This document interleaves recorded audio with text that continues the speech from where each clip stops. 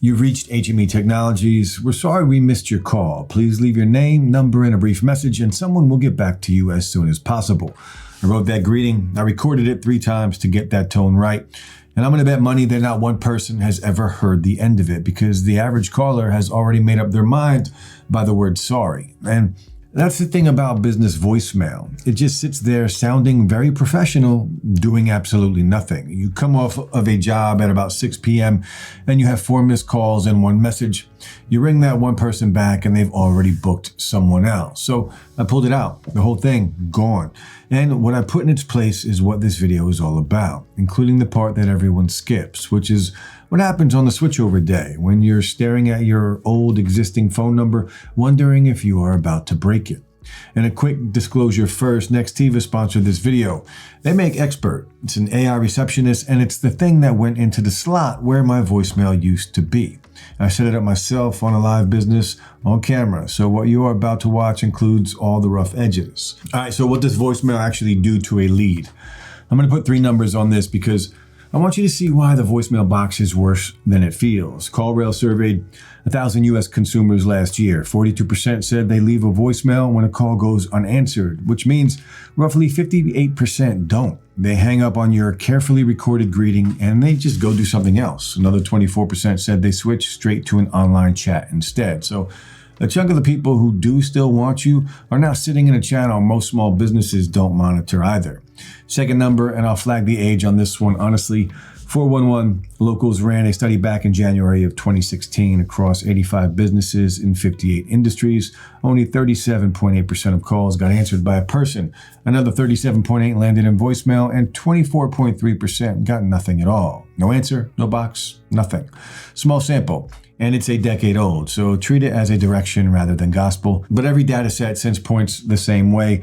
Third one is the one that explains the behavior. HubSpot's research found 90% of customers rate an immediate response as important or very important when they've got a question, and 6% of them define immediate as 10 minutes or less. 10 minutes, that's your window. A voicemail box, by design, cannot answer inside of it. Now, nobody goes straight from voicemail to an AI receptionist. There's a whole staircase of half fixes in between, and I climbed most of it. Call forwarding is the first move, and it's the most tempting because it's free and takes 90 seconds. You point the business line at your cell, and now you can answer from anywhere, which is true right up until you're under a sink, on a ladder, or in front of a paying customer. Forwarding moves the ring to a place where you still can't pick it up all of the time. Now, on a good day, it converts a missed call into a missed call that's also interrupted you. A second cell phone is the next rung. Dedicated business number, separate ringtone, clean separation from your personal line. But now you're carrying 2 phones, and you've built yourself a second voicemail box to just ignore. I did this for about 8 months. The only thing that had genuinely improved was my ability to tell which calls I was failing to answer. Now, voicemail to email feels like the smart person option. Transcription lands in your inbox and you can read it at a stoplight. You're triaged properly instead of playing messages back one at a time. It's a real upgrade to your workflow. It changes nothing for the caller, who is still standing in their kitchen with a leak, listening to a beep, deciding whether you're worth the 90 seconds. And it only ever fires for the 42% who leave a message at all. The other 58% produce no email because, well, there was nothing to transcribe. A part-time answering service is where people land when they've got a bit of money. Now, a human picks up, which is a genuine step forward. The catch is what the human can say. They're working from a script and a 2-line summary of your business, so the conversation goes name, number, reason for calling. We'll have someone reach out. That's a nicer voicemail with a pulse. You're paying somewhere north of a few $100 a month for a message taker who can't quote a price, can't say whether you cover that zip code, and can't book Thursday at 2 p.m.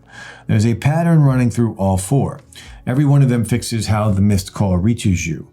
Not one of them changes what happens to the person on the other end who wanted an answer and got a promise instead.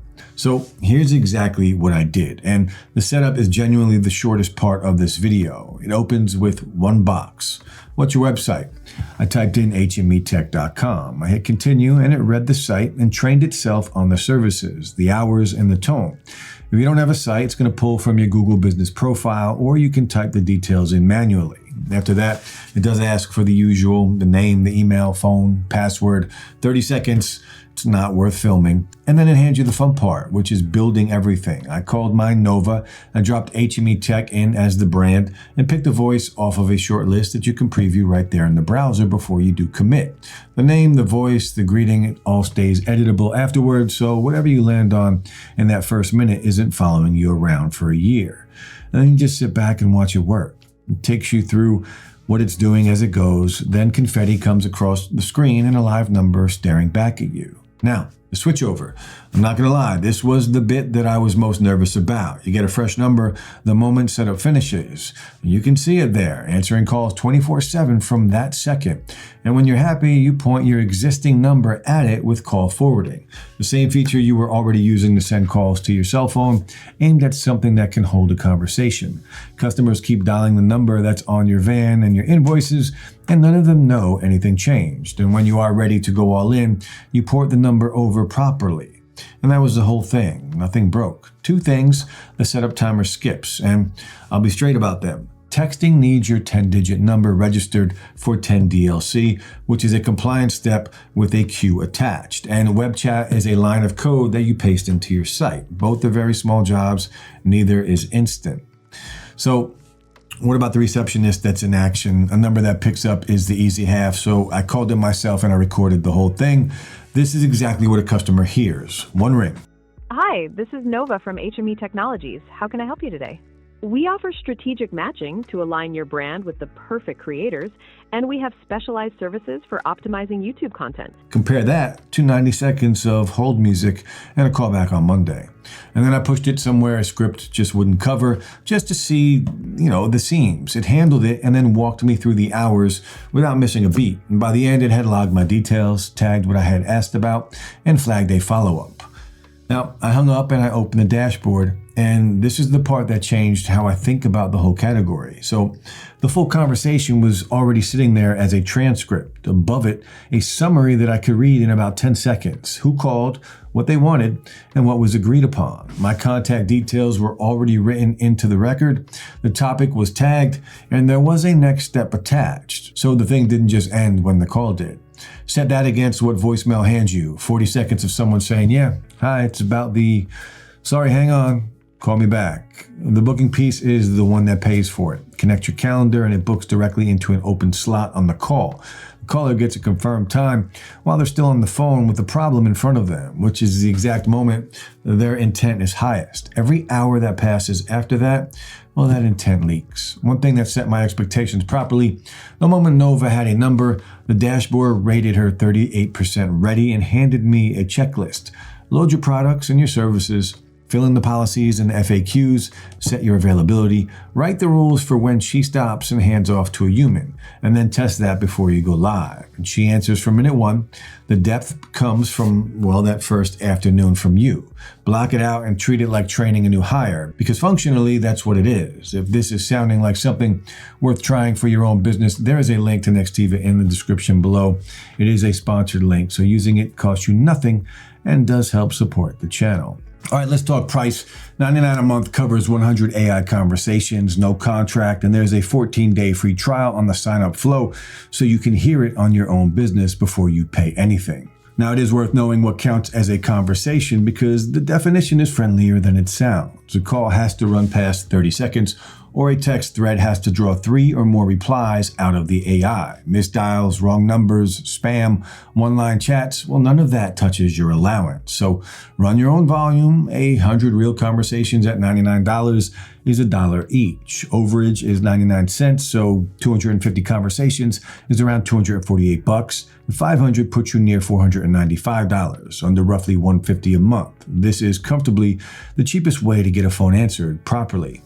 Now run heavy volume and you should price it against flat rate options before you sign. For scale, the part-time answering service that I mentioned earlier ran me more than that and could only take messages. A front desk hire is $50,000 to $70,000 once you load salary, payroll tax, and benefits, and still clocks out at 5 o'clock. Now, Where is it going to be frustrating? 3 honest ones. It's a Nextiva product and you're getting a Nextiva provisioned number. And if you already run a phone system that you like, well, you're forwarding it into rather than replacing what you have. The language support covers English, Spanish, and French, but it stops short of what a dedicated multilingual tool gives you.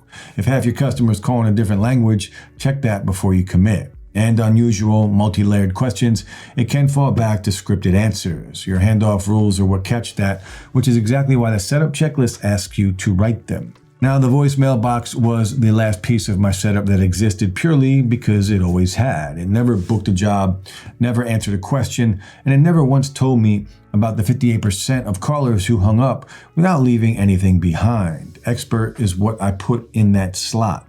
It answers on one ring every time. It knows the business. It books into the calendar, and it hands me a transcript and a next step instead of a beep. Trial links in the description, affiliate link, so it does give the channel a little back at no extra cost to you. Now, Nextiva also has an ROI calculator that weighs what this saves against what your missed calls cost. Run it. Set the number next to 99, and you're going to know in 2 minutes whether it works for your shop. Hit like, subscribe, and I'll see you in the next one.